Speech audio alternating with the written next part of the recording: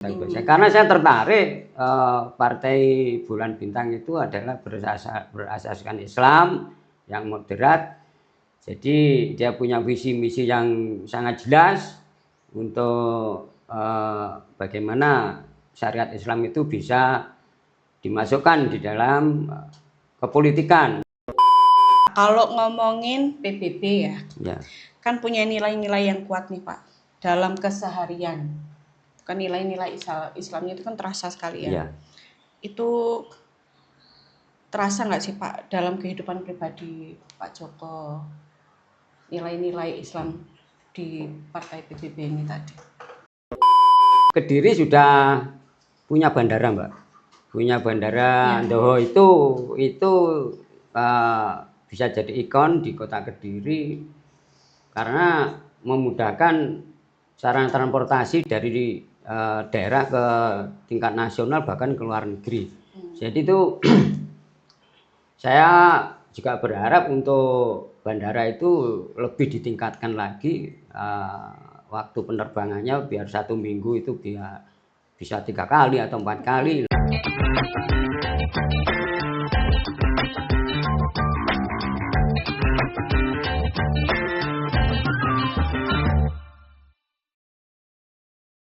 Assalamualaikum warahmatullahi wabarakatuh. Halo teman pemilih dimanapun Anda berada saat ini.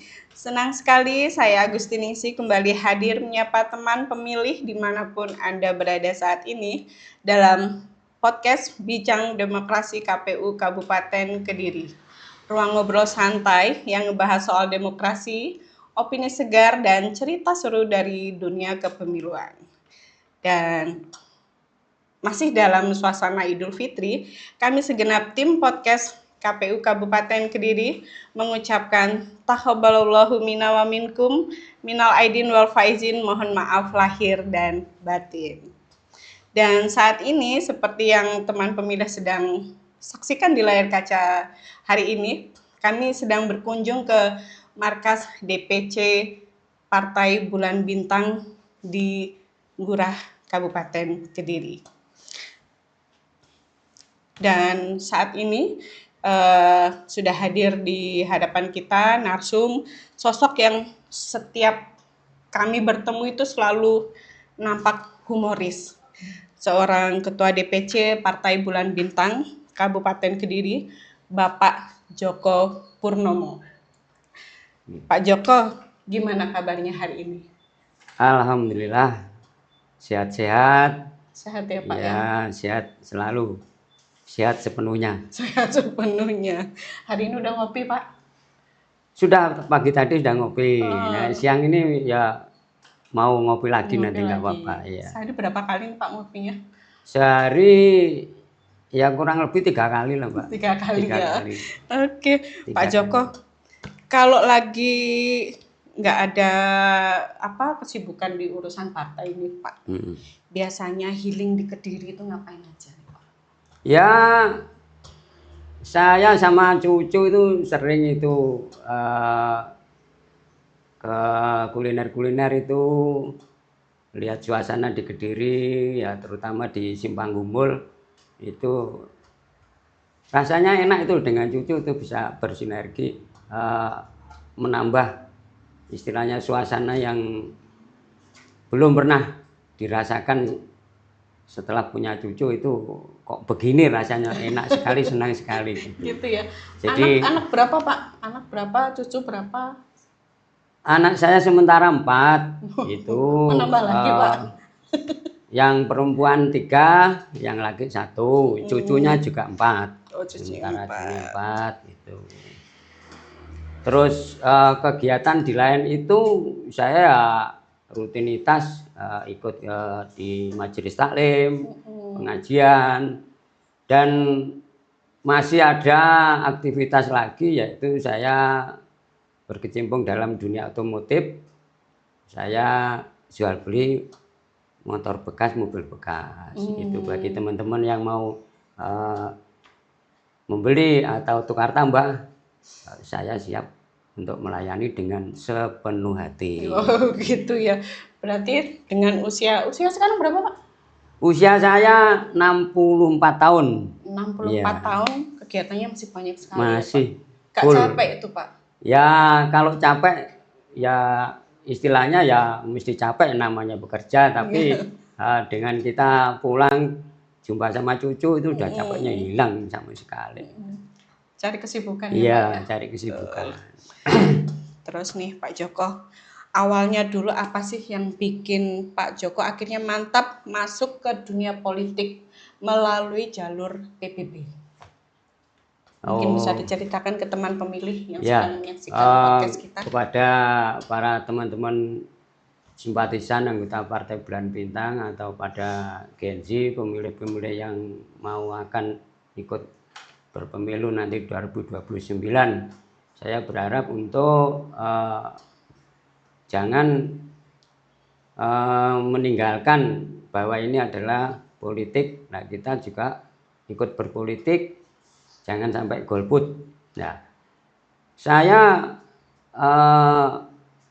masuk ke Partai Bulan Bintang itu sebenarnya sudah dari awal berdirinya Partai Bulan Bintang itu saya sebagai anggota biasa, Mbak ya, jadi anggota biasa. Karena saya tertarik Partai Bulan Bintang itu adalah berasaskan Islam yang moderat. Jadi dia punya visi misi yang sangat jelas untuk bagaimana syariat Islam itu bisa dimasukkan di dalam kepolitikan. Jadi poin-poin hukum-hukum Islam bisa masuk di situ ya. Akhirnya saya mempelajari itu, saya tertarik. Saya masuk tahun 1999 itu menjadi anggota biasa. Kemudian berselang waktu sampai ke 2004, 2009 saya menjadi ketua PAC Kecamatan Ngurah, Mbak. Jadi Kabupaten Kediri. Jadi ketua PAC di Ngurah. Kemudian sampai tahun 2019. 2019 sampai 2024 saya menjadi ketua DPC Kabupaten Kediri. Kemudian 2024 sampai sekarang nanti 2030 itu tetap saya masih menjabat sebagai ketua DPC Kabupaten Kediri. Berarti dari awal masuk politik itu sudah di PBB ya, Pak? Ya, langsung awal. Bukan, dulu di P3 waktu tahun 77. Jadi tahun 77 pemilu pertama itu saya di P3 karena partainya hanya 3 aja. Jadi ada Golkar sama PDI terus sama P3 itu. Jadi yang berorientasi kepada keagamaan P3 yang mewakili nasionalis, PDI, dan kemudian di pemerintahan itu Golkar. Nah, saya masuk ke P3-nya gitu. Setelah itu ya baru ke PBB itu 99. Berarti udah lama sekali ya, Pak? Oke, lama. Dari awal mulai. Terus nih Pak, kalau ngomongin PBB ya, kan punya nilai-nilai yang kuat nih Pak dalam keseharian. Kan nilai-nilai Islamnya itu kan terasa sekali ya. Itu terasa nggak sih Pak dalam kehidupan pribadi Pak Joko, nilai-nilai Islam di Partai PBB ini tadi? Ya, sangat terasa sekali. Jadi saya cerita tentang tokoh-tokoh di PBB itu, beliau-beliaunya itu orang yang potensial dalam untuk bersama-sama membangun negara. Orangnya itu ya istilah intelektual, orangnya juga amanah. Kemudian bisa memberikan contoh kepada tingkat bawahnya sampai ke tingkat ranting itu. Mereka tetap berpesan, mari bersama-sama untuk membangun Indonesia dengan satu tujuan, biar Indonesia bisa lebih maju, bisa makmur. Satu pesan dari tokoh Partai Bulan Bintang, dengan pakai akhlak yang mulia. Jadi kalau akhlaknya mulia, insya Allah artinya kepemerintahan dan sebagainya yang dijalankan di Indonesia ini tidak akan carut marut, tidak akan istilahnya rusak gitu loh Mbak. Iya, iya. Akhlaknya kan sudah mulia, orangnya itu pejabat ini akhlaknya baik, pejabat ini. Jadi sehingga melayani kepada masyarakat itu berjalan dengan baik gitu. Terus selama perjalanan di Partai PBB nih Pak, ada nggak sih sosok yang benar-benar ngasih pengaruh besar atau menjadi inspirasi untuk Pak Joko sebagai ketua? Kalau tokoh di dalam Partai Bulan Bintang itu banyak Mbak. Jadi yang terkenal, yang termasyhur siapa atau yang tidak kenal dengan Pak Profesor Yusril Iza Mahendra. Ya. Beliaunya adalah orang yang jenius, orang yang konsekuen, orang yang amanah. Beliau berpesan begitu kepada bawahnya sampai tingkat ranting itu. Gitu. Jadi itulah tokoh figur yang saya kagumi dan beliaunya itu secara nasional tidak ada cacat Mbak. Oh gitu ya? Iya. Jadi ada kasus-kasus korupsi dan sebagainya itu nggak pernah tersangkut. Jadi sehingga ya itu yang harus kita jalankan sampai ke bawah. Jadi kita nanti kalau ada kesempatan bisa masuk ke anggota dewan ya amanah itu kita jaga. Karena itu miliknya rakyat, pesannya rakyat, jangan sampai apa ya datang terus kemudian tidur kemudian pulang bawa sangu sudah selesai. Itu maksudnya masyarakat kan nggak begitu Mbak. Ya itu tokoh-tokohnya ada itu Bapak MS Kaban itu juga ada itu. Terus Bapak itu si Hamdan Zulfa itu yang sekarang kadernya PBB, dia pindah menjadi tokoh juga di tokoh nasional. Di antaranya itu. Nah terus selanjutnya nih Pak Joko, penting nih PBB kan mungkin beberapa kali mesti menerima tamu penting nih dari luar kota nih Pak. Nah Bapak biasanya ngajakin kuliner apa nih Pak di Kediri yang membuat para tamu ini bisa langsung jatuh cinta sama Kediri nih Pak? Iya wajar itu dari pengurus pusat, tamu-tamu yang ada dari luar kota itu ya kita terima dengan terbuka, dengan baik, ya kita langsung ajak ke kuliner ya. Kuliner di Kabupaten Kediri itu saya sering ke Pak Eko sana. Pak Eko itu loh di Puncu itu yang Pak Eko Sate. Sate Sata itu. Itu kan terkenal ya. Beliaunya sudah tahu di apa itu di medsos itu Kediri ada kuliner ini. Sudah searching duluan berarti. Iya, ke sana. Minta diantar ke sana. Terus saya ajak ke Jalan Doho itu kuliner pecel tumpang ya. Pecel tumpang. Bagaimana merasakan itu? Orang Jakarta pakai itu seneng Mbak. Itu. Adanya kan cuma di Kediri ya. Adanya di Kediri. Kok bisa banyak gitu katanya. Itu khas Kediri. Deret jalan pecel semua. Di antaranya itu. Itu ya Pak. Terus menurut pandangan Pak Joko nih, potensi apa sih di Kabupaten Kediri yang sebenarnya sangat besar, namun belum tergarap secara maksimal? Ya, kalau di Kabupaten Kediri memang kelihatannya ada terobosan yang baru itu. Kediri sudah punya bandara Mbak, punya bandara Doho itu bisa jadi ikon di kota Kediri karena memudahkan sarana transportasi dari daerah ke tingkat nasional bahkan ke luar negeri. Jadi itu saya juga berharap untuk bandara itu lebih ditingkatkan lagi waktu penerbangannya biar 1 minggu itu bisa 3 kali atau 4 kali lah. Sementara ini kan masih 2 kali Pak. Sekitar 2 kali itu. Dan nanti bisa untuk memberangkatkan jamaah haji, jamaah umroh dari kabupaten kita Langsung dari Kediri. Kediri, ya. Nah itu saya sebagai ketua DPC sangat bangga sekali dengan adanya itu. Kemudian potensi yang lain ya kalau Kediri untuk pariwisatanya itu Mbak yang perlu Kembangkan lagi. upgrade lagi, dikembangkan lagi Iya. gitu. Kan kita punya Gunung Kelut. Iya, itu, Nah, Pak. itu dimanfaatkan nanti akan lebih banyak wisata-wisata dari daerah-daerah lain untuk ke Kediri. Ini potensi Mbak, potensi Potensi, betul. ya. Yang ada ini kan hanya ya sekedar aja lah, belum dikerjakan secara profesional. Iya. Kalau Gunung Kelut dikelola dengan baik, wah itu nanti Bisa tambah rame ya iya, Pak ya. karena ada medan magnet di situ Mbak. Oh iya, Ada medan magnet itu di daerah mana nggak ada itu, adanya di Kediri. mobil bisa jalan Iya, sendiri. mobil bisa jalan sendiri. Itu Mbak, diantaranya begitu.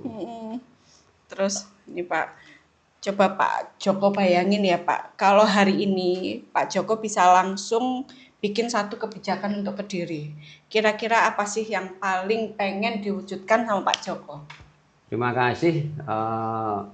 Kalau saya diberi kesempatan untuk membuat kebijakan, saya tidak terlalu tinggi-tinggi. Yang utama adalah lapangan kerja, Mbak. Lapangan Dari kerja. tenaga kerja anak-anak kita di Kabupaten Kediri ini, Iya. biar tidak kemana-mana, biar dapat kerja setelah sekolah itu tidak nganggur. Jadi biar ada lapangan kerja ya, nanti kita bikin ya apa perusahaan apa, atau di sini di Kediri banyak hasil dari nanas itu. Kalau kita bikin pabrik nanas dikelola itu menyerap tenaga kerja. Betul. Itu terus kemudian untuk masyarakat Kabupaten Kediri khususnya dalam hal administrasi kepemerintahan itu jangan dipersulit. Jadi umpamanya mengurus surat, dokumen dan sebagainya, sertifikat dan apa-apa yang lain itu yang berhubungan dengan pemerintah itu kita permudah. Gitu ya. Kita harapkan bisa satu atap gitu loh Mbak. Jadi satu kali jalan selesai gitu. Itu kalau diberi kesempatan. Gitu. Berarti biar anak mudanya Kediri Nggih. itu tetap stay di Kediri, Nggih. membangun kabupatennya Iya. biar lebih berkembang gitu ya Pak Joko ya. Siap, siap. Iya. Pak Joko, kopinya boleh diminum. Oke, terima kasih. Ini belum ngopi lagi, ini ngopi lagi ini. Ngopi lagi. Berarti kan Pak Joko sering ngopi nih ya? Sering, Sering ngobrol sama warga. sore Mbak, saya banget ya. di kantin-kantin di warung itu ya gaul sama anak Gensi itu ya ngopi aja. Gaulnya sama anak Anak Genzi. Gensi ya. Ya sama yang sepuh-sepuh itu udah pada ngantuk, diajak ngopi malas gitu ya. Gaul ganti dengan anak yang muda itu. Yang lebih bersemangat ya Pak. Semangat kasih motivasi anak-anak itu. Gitu ya. Kira-kira masalah apa sih Pak yang paling sering mereka sampaikan ke Pak Joko akhir-akhir ini? Untuk anak-anak itu ya. Kalau Jadi, mereka sering ngopi itu. Ya anak-anak itu maunya ya seperti saya katakan tadi, setelah dia lulus sekolah itu maunya dia cepat dapat kerja. Dapat kerja karena Kediri aja di gitu Kediri ya, walaupun nanti juga mau keluar Kediri enggak apa-apa, tapi mereka itu ingin. Lah dia ngelamar kemana-mana nggak ditompo, lamarannya ya diterima saja, yang diterima ya nggak tahu berapa itu. Jadi harapannya anak-anak itu yang penting mudah lah, mudah untuk segalanya. Artinya dia nggak lama-lama untuk menganggur Mbak, karena kan ya dia bertanggung jawab kepada keluarga, adik-adiknya. Iya, Gitu. betul. Jadi kalau Kabupaten Kediri memberikan fasilitas untuk anak-anak muda tentang pekerjaan, yaitu malah lebih baik nanti. Gitu ya. Karena Kediri kan juga wilayahnya luas ya. Wilayahnya luas sekali, ada Potensi 26 kecamatan itu Iya. Mbak, jadi dan 440 desa itu kan. 340 desa, ya. Satu kelurahan. Satu Ya. kelurahan. Gitu. Terus nih Pak Joko, kan banyak anak muda yang ngerasa politik itu berat atau jauh ya. menurut Pak Joko sendiri nih, gimana caranya biar mereka bisa lebih dekat dan nyaman Ya, tentang anak-anak muda politik? itu kalau kita berbicara masalah politik itu kelihatannya dia itu kurang nyambung, Mbak. Kurang Iya, nyambung. kurang nyambung. Masalahnya politik itu kan berurusan dengan pemerintahan. Betul. Ya, mereka-mereka itu siapalah sudah yang memimpin di Kediri. Yang penting warga rakyatnya itu bisa makmur, itu mereka sudah nganu. Kalau tertarik masuk kepada kepolitikan itu ya dari anak 100 tuh yang tertarik ya paling 10, hanya 10 orang itu yang hanya belajar ingin politik itu begini. Nah, saya kasih jelas politik itu yang berhubungan dengan pemerintahan. Nanti kalau kamu nggak ikut berpolitik, kamu nanti dipolitiki. Jadi kamu akan dipolitiki sama orang-orang yang ahli politik. Makanya ikut politik biar tahu. Belajar gitu. nih sama seniornya. Iya. Gitu. Jadi anak-anak itu gitu anunya. Berarti anggotanya PBB itu ada yang anak mudanya ya Pak ya? Anggota PBB ada 3 tingkatan, Mbak ya. Oh. Jadi yang pertama itu adalah para keluarga besar. Ya. Itu banyak sekali yang ada di Kediri. Kemudian ya bapak-bapak muda, ibu-ibu muda itu juga yang jadi anggota. Dan anak-anak muda yang masih kuliah-kuliah itu ya juga Gen Z itu juga sambung ke Partai Bulan Bintang. Ya cuma volumenya nggak seperti besar gitu enggak, tapi ada, Mbak, tetap ada. Terus nih Pak Joko, buat anak muda yang pengen gabung di Partai PBB nih Pak, sebenarnya apa sih yang paling penting? Skill, mindset, atau hal lainnya nih Pak? Ya kalau anak muda itu taunya yang penting saya senang dapat sangu itu. Terus kalau masalah skill itu ya kita arahkan lah kepada bidangnya masing-masing. Itu anak-anak muda itu. Jadi kita sekarang begitu pola untuk kita menarik calon anggota Gen Z itu ya gitu. Jadi apa maunya begitu. Itu anak muda begitu sekarang. Terus nih Pak, hubungan antar partai di Kediri itu gimana sih Pak menurut Pak Joko? Lebih sering panas atau justru lebih sering santai, bisa ngopi bareng? Kayak gimana itu Pak? Kalau kita dengan teman-teman di partai yang lain itu hubungan kita baik. Secara lahiriah kita berhubungan dengan 18 partai itu yang kemarin ikut pemilu itu baik.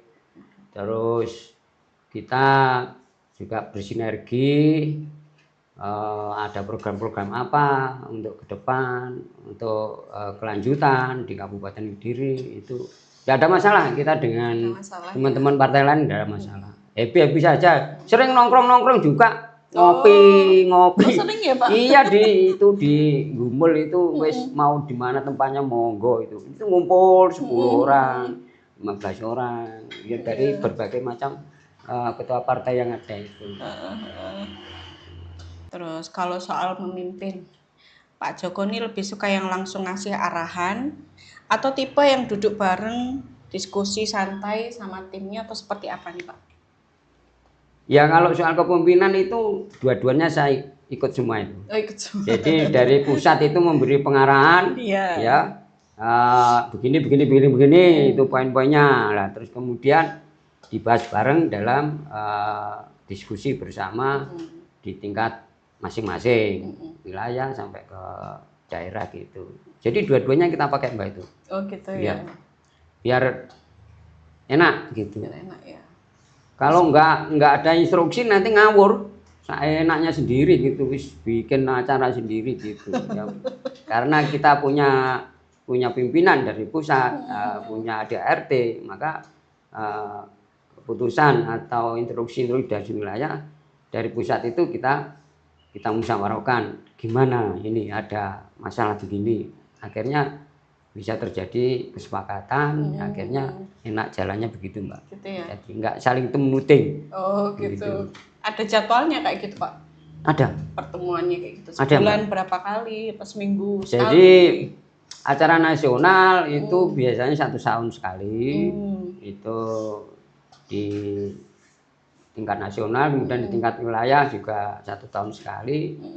Terus di tingkat daerah ini ya 1 tahun sekali kita ngumpul-ngumpul untuk evaluasi bagaimana perkembangan partai kita gitu. Oh gitu. Nah Pak Joko, zaman sekarang kan serba medsos ya Pak ya, Nggih. gadget semua. Nah menurut Pak Joko nih penting nggak sih politisi itu aktif di Instagram atau TikTok atau Facebook? Ya memang zaman sekarang memang zamannya gadget, medsos itu yang utama.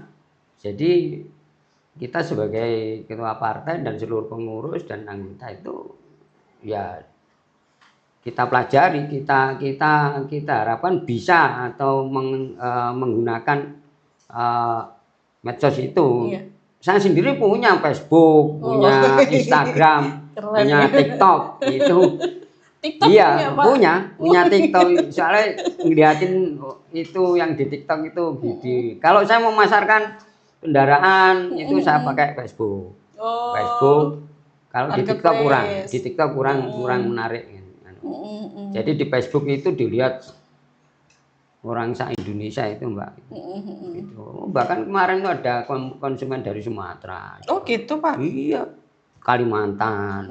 Karena lihat Facebook. Nah kalau saya tidak bisa begitu, ya sudah selesai. Selesai. Dunianya sudah tertutup. Nah sekarang ini dari Facebook bisa lihat dunia luar. Seluruh Indonesia bisa mantau. Bisa tercover gitu Pak. Perkembangan zaman. Terus Pak Joko, pilih mana nih Pak? Rapat resmi di hotel atau diskusi lesehan sambil makan tahu goreng atau tempe goreng di warung? Kalau rapat resmi, saya senang di hotel. Karena Adem ya Pak? enggak, di hotel itu yang menyelenggarakan KPU masalahnya. Gitu Pak. KPU menyelenggarakan biasanya di hotel itu. Di hotel itu terus kemudian hotel mana saja itu biasanya KPU itu enggak mau di lesehan-lesehan gitu, enggak mau.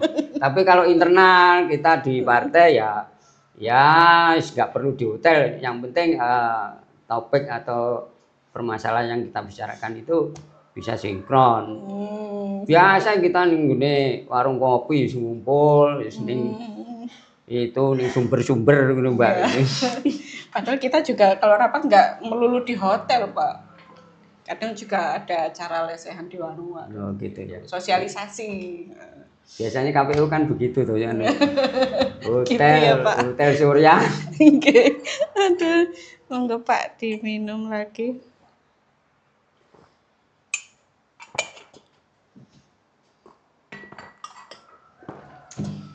Nah, pertanyaan terakhir nih Pak Joko. Enggak. Buat masyarakat Kediri yang mungkin masih ragu sama politik nih ya Pak. Ada pesan yang pengen Pak Joko sampaikan nggak sih? Ada. Monggo Pak. Jadi kalau masyarakat Kediri itu sebenarnya istilahnya apa ya? Dengan politik itu seperti lihat macan gitu loh. Gitu. Seperti lihat harimau gitu. Iya. Jadi takut ya karena kurang pembelajarannya tentang politik. Nah, ini kita bersama-sama dengan KPU memberi sosialisasi kepada anak-anak muda itu pendidikan politik. Nah itu bisa diadakan dalam 1 tahun itu 2 kali, apa 1 kali. Ya secara umum lah gambaran politik itu begini biar anak-anak itu tidak fobi. Gitu ya. Iya, kalau orang-orang yang udah tua itu udah sudah usah ngurus wis biasanya sing ngurusi dhewe itu orang-orang tua itu. Saya kira kita kerjasama dengan panjenengan dari KPU partai memberikan sosialisasi tentang pendidikan politik itu nanti kedepannya saya kira lebih bagus, Mbak. Baik lagi ya. Lebih baik. Pak Joko, hari ini terima kasih sekali. Kami sudah diberi kesempatan untuk tim podcast KPU Kabupaten Kediri untuk berkunjung ke markas DPC Partai Bulan dan Bintang. Terima kasih untuk sudah meluangkan waktunya, ngobrol banyak sekali nih tadi obrolan kita ya. Semoga teman pemilih yang ada di rumah bisa menjadi inspirasi mereka di obrolan kita kali ini, dan semoga kedepannya Partai PBB semakin maju, semakin lebih baik, anggotanya sehat semua, Pak Joko juga sehat selalu. Amin. Okay. Semoga selalu dalam lindungan Allah Subhanahu wa Ta'ala dan diberikan kemudahan dalam segala hal. Ya, terima kasih kembali Mbak Agustin. Siap Pak. Berkunjung ke markas kami. Ya, dan untuk teman pemilih dimanapun Anda berada, jangan lupa untuk selalu follow, like, subscribe, komen, dan share sebanyak-banyaknya medsos YouTube KPU Kabupaten Kediri. Pak Joko juga nanti disampaikan ke timnya Pak, untuk like, follow, dan subscribe. Siap kita tindak lanjuti nanti biar medsosnya lebih bagus. Oke, terus saya punya pantun ini Pak. Pantun atau apa ya? Pantun. Gawe kupat karo punten. Masuk. Menawi lepat nyuwun pangapunten. Sami-sami ugi kula Joko Purnomo, Ketua Partai Bulan Bintang, dan segenap pengurus yang ada juga minta maaf yang sebesar-besarnya. Siap Pak Joko. Dan teman pemilih dimanapun Anda berada, akhirnya saya Agustiningsih harus pamit undur diri. Sampai ketemu di podcast selanjutnya. KPU melayani. Wassalamualaikum warahmatullahi wabarakatuh. Waalaikumsalam warahmatullahi wabarakatuh.